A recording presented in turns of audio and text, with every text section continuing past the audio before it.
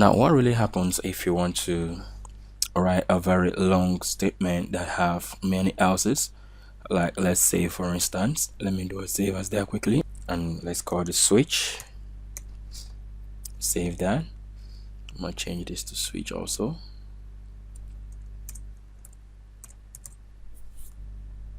Ctrl S, and clean all of this.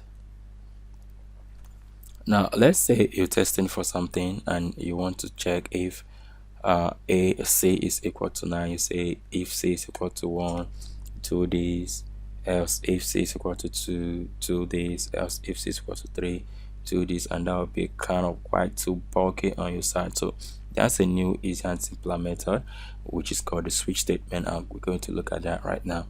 Now, the switch statement arranges cases in switch. Okay, if it's the first one, it picks the switch and then it breaks the loop at that point. Okay, now let's look at what I'm talking about. Now it's written like this: switch, and then the variable, in this case we are writing, let's use variable C. Now the first thing you're going to have is case 1. Let's start with 0. Let's say case 0, and then a colon, then enter key, echo this is 0. Okay, then one thing about switch statement is it have a function called break. Now the break function, what it does is when you have a list of all of this, okay, let me just write it through. This is A. Now let's stop here for now. Let's delete this.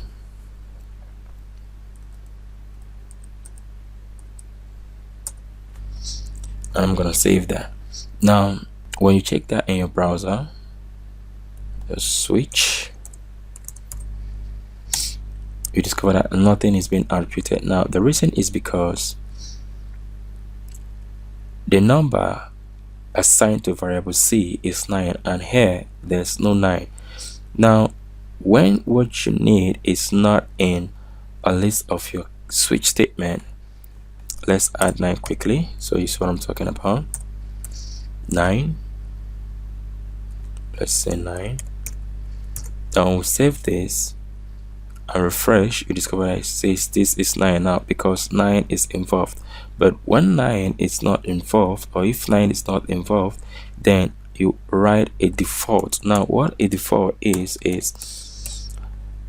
a default value that will be outputted for you or echoed out to the browser if either all the switch statements up here did not work. Okay, now it will output a default statement. Okay, so let's say the default is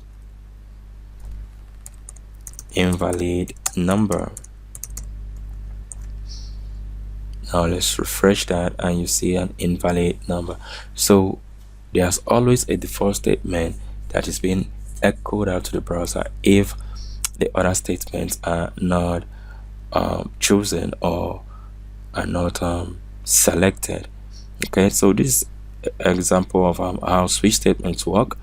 In our next video we'll be looking at loops, and loops is another very important part of PHP. But till then, see you in the next video.